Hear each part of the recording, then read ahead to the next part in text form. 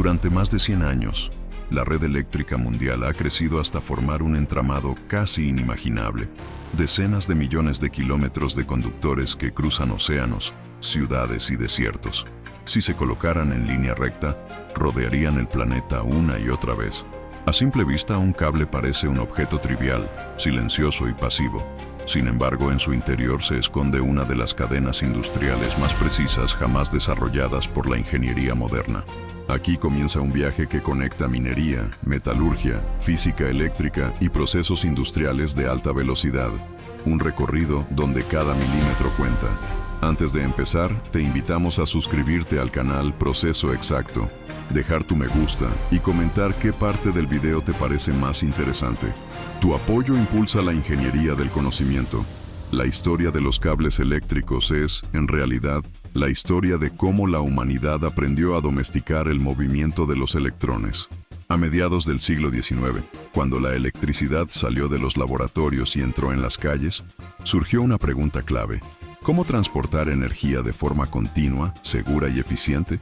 La respuesta no fue inmediata. Requirió décadas de experimentación, fracasos, incendios, pérdidas y avances metalúrgicos.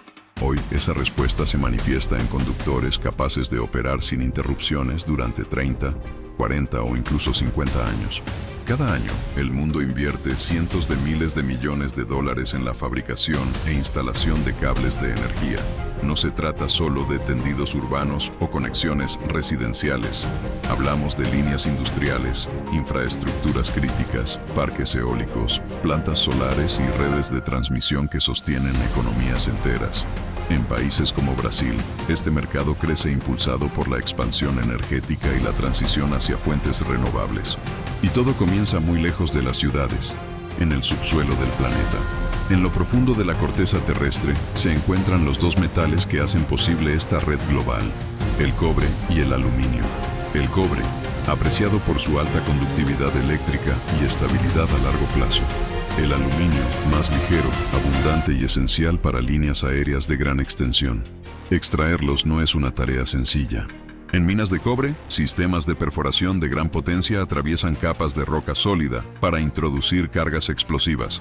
Las detonaciones controladas fragmentan la estructura geológica con una precisión milimétrica, liberando enormes volúmenes de mineral. En el caso del aluminio, el punto de partida suele ser la bauxita, un mineral extraído mayoritariamente en minas a cielo abierto. Excavadoras gigantes retiran capas completas de suelo y roca, exponiendo vetas rojizas que contienen óxidos de aluminio. Cada cucharada puede pesar decenas de toneladas. Camiones mineros del tamaño de una casa transportan el material de forma ininterrumpida, por rutas internas diseñadas para operar las 24 horas del día. Una vez fuera de la mina, el mineral inicia una segunda etapa crítica: el procesamiento primario. Trituradoras industriales reducen los bloques a fragmentos manejables. Sistemas de cribado separan impurezas, mientras cintas transportadoras de cientos de metros alimentan plantas de concentración. Aquí no se busca aún el metal puro, sino preparar la materia prima para un refinamiento extremo. Trenes de carga pesada y buques graneleros toman el relevo, moviendo miles de toneladas hacia complejos metalúrgicos especializados. Dentro de estas plantas comienza la verdadera transformación. Para el cobre, el mineral concentrado se introduce en hornos que alcanzan temperaturas superiores a los 1000 grados Celsius. El calor rompe enlaces químicos, separando el metal de sulfuros y otros compuestos. El cobre fundido resultante no es todavía apto para conducir electricidad de forma eficiente. Por eso, pasa por un refinamiento adicional, frecuentemente mediante electrólisis.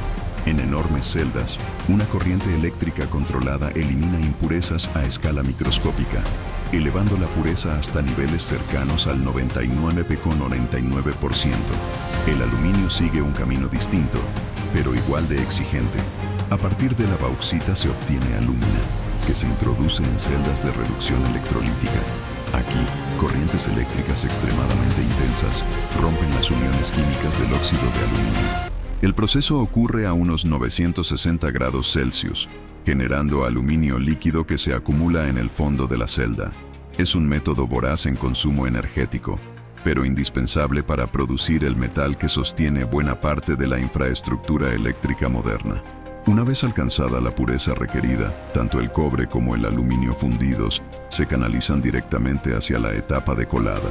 El metal líquido fluye dentro de moldes de acero con sistemas de enfriamiento forzado.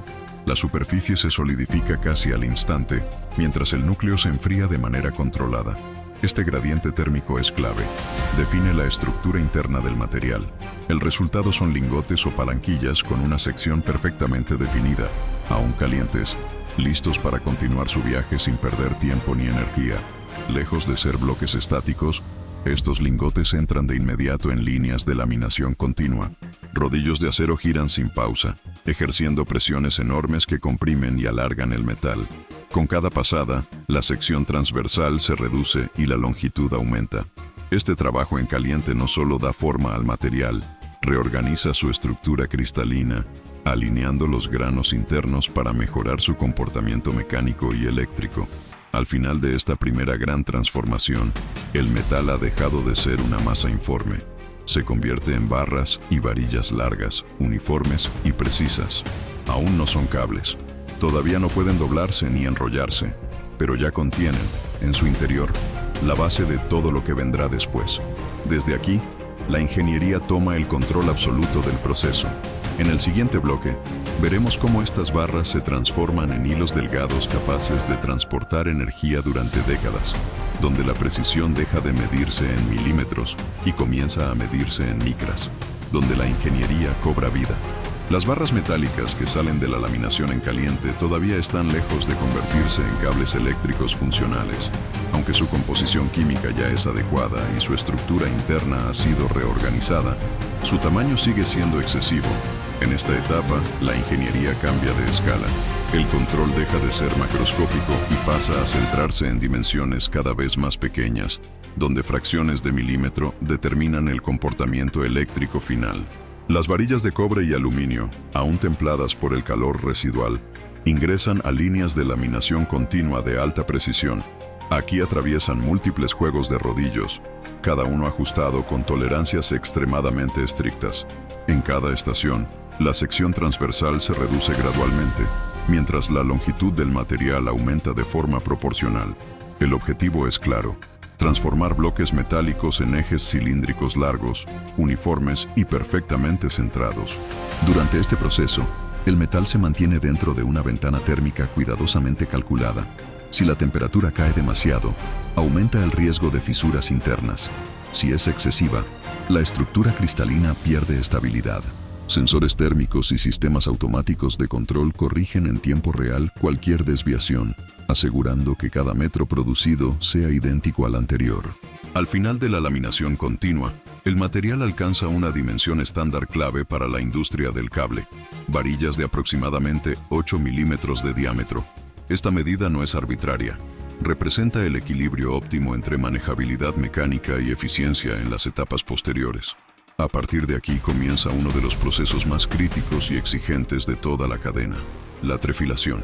En cámaras de trefilación selladas, las varillas metálicas son alimentadas a través de una serie de matrices cónicas, fabricadas con materiales ultra resistentes, como carburo de tungsteno o diamante industrial.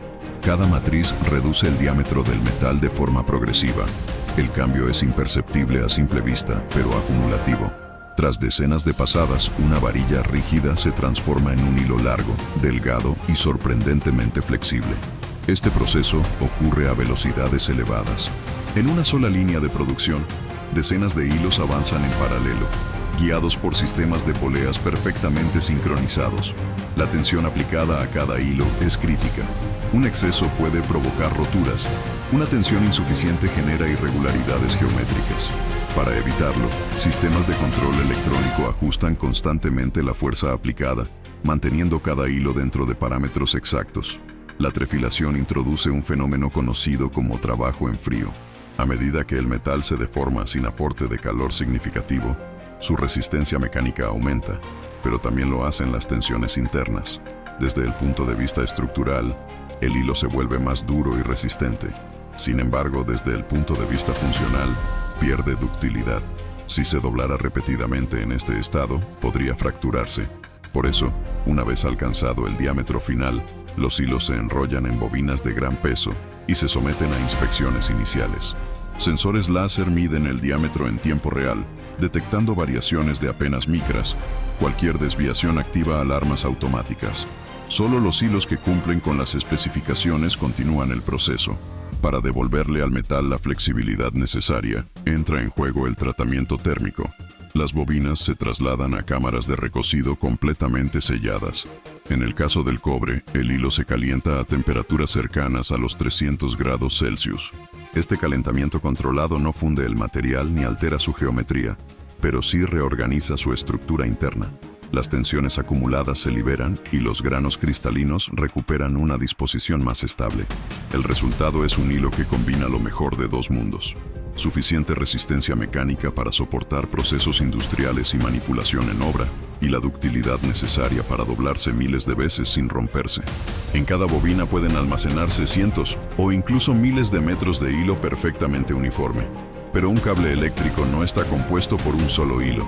Para soportar corrientes elevadas y mantener flexibilidad, los conductores se construyen a partir de múltiples hilos finos. Es aquí donde entra en escena la maquinaria de trenzado. Grandes estructuras rotativas sostienen decenas de bobinas que giran alrededor de un eje central. El movimiento está completamente calculado. Cada hilo es guiado por boquillas y poleas de cerámica o acero templado, materiales elegidos para minimizar el desgaste y la fricción. Todos convergen en una matriz de conformación donde comienza el entrelazado, el paso de torsión, la distancia en la que el conjunto completa una vuelta, se define según el uso final del cable. Pasos largos ofrecen mayor flexibilidad, pasos cortos aumentan la estabilidad dimensional.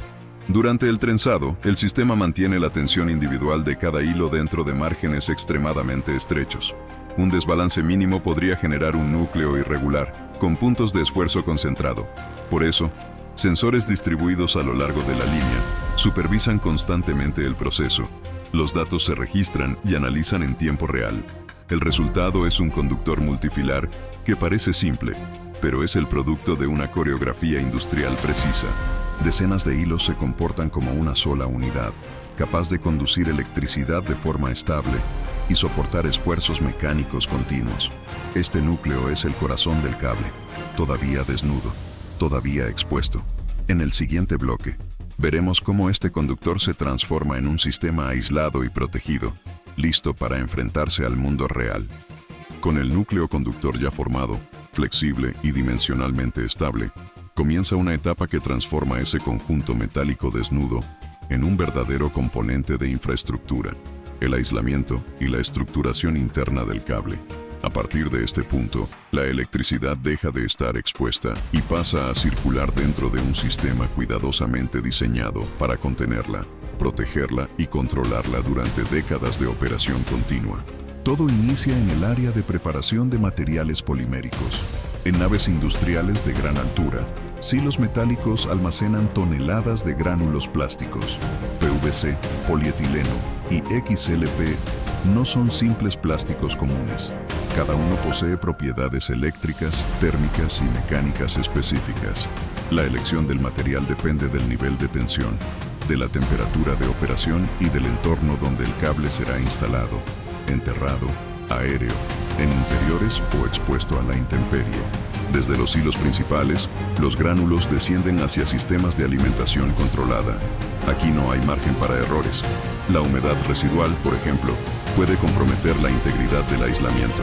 Por eso, muchos polímeros pasan primero por secadores industriales que eliminan cualquier rastro de agua antes de entrar en la línea de extrusión. En la extrusora, el polímero sólido avanza a través de una rosca sin fin. A lo largo de este recorrido, múltiples zonas de calentamiento elevan gradualmente la temperatura. El material se funde de manera uniforme, transformándose en una masa viscosa, homogénea y perfectamente controlada. La presión interna, la velocidad de rotación de la rosca y la temperatura de cada zona están sincronizadas para garantizar un flujo constante y estable. En paralelo, el núcleo conductor avanza de forma continua hacia la cabeza de extrusión. Guiado por un tubo central, entra exactamente en el corazón del sistema. En ese punto crítico, el plástico fundido envuelve el conductor metálico, formando una capa aislante sin uniones ni discontinuidades. La geometría de la boquilla define el espesor del aislamiento con una precisión extrema. Variaciones de décimas de milímetro pueden alterar la capacidad dieléctrica del cable. Inmediatamente después de la extrusión, el cable aún caliente entra en largos canales de enfriamiento, generalmente llenos de agua a temperatura controlada. El choque térmico solidifica el aislamiento y fija su forma definitiva. Sensores distribuidos a lo largo del canal verifican el diámetro externo y la concentricidad entre el núcleo y la capa aislante. El objetivo es obtener un perfil perfectamente redondo y uniforme. En este punto, el conductor deja de ser simplemente metal. Se convierte en un elemento eléctrico funcional, capaz de operar de manera segura bajo tensión. Para cables simples, este podría ser el final del proceso estructural, pero en la mayoría de las aplicaciones industriales y residenciales, el cable está compuesto por varios conductores aislados. Las bobinas de conductores individuales, ahora recubiertos y codificados por colores, se disponen en grandes plataformas giratorias. Cuando la máquina entra en funcionamiento, todo el conjunto comienza a rotar alrededor de un eje central. Este es el trenzado concéntrico. Cada conductor describe una trayectoria helicoidal perfectamente calculada. El paso de trenzado vuelve a ser un parámetro crítico. Un paso largo otorga mayor flexibilidad, facilitando la instalación en trayectos complejos. Un paso más corto refuerza la estabilidad geométrica y la resistencia a deformaciones. En todos los casos, la uniformidad es esencial. Cada vuelta debe ser idéntica a la anterior para evitar tensiones internas desiguales. Durante este proceso, el sistema de arrastre mantiene una velocidad constante, mientras sensores verifican la posición relativa de cada conductor. El resultado es un conjunto compacto, equilibrado y sorprendentemente flexible, preparado para recibir capas adicionales de protección. La siguiente etapa es la aplicación de la cubierta externa. El cable ya ensamblado ingresa nuevamente en una línea de extrusión. Esta vez, una capa más gruesa de material plástico se aplica sobre toda la estructura. Esta cubierta cumple una función vital: proteger el cable del entorno. La formulación del material de la cubierta está diseñada para resistir radiación ultravioleta, humedad, aceites, agentes químicos y abrasión mecánica. En aplicaciones especiales, también puede incorporar propiedades retardantes de llama o baja emisión de humo. La extrusión se realiza de forma continua, creando una envoltura sólida, sin costuras y altamente resistente. Tras un nuevo ciclo de enfriamiento, el cable emerge con su forma definitiva. Visualmente, parece terminado, pero desde el punto de vista industrial, aún falta la etapa más decisiva: comprobar que todo lo construido cumple exactamente con lo que promete. En el siguiente bloque entraremos en el mundo de los ensayos, certificaciones y controles que determinan si un cable puede o no formar parte de la red eléctrica que alimenta al mundo. Cuando el cable ya posee su estructura definitiva, núcleo conductor, aislamiento interno, trenzado concéntrico y cubierta externa, entra en la fase que separa un producto industrial común de un componente crítico de infraestructura: la verificación.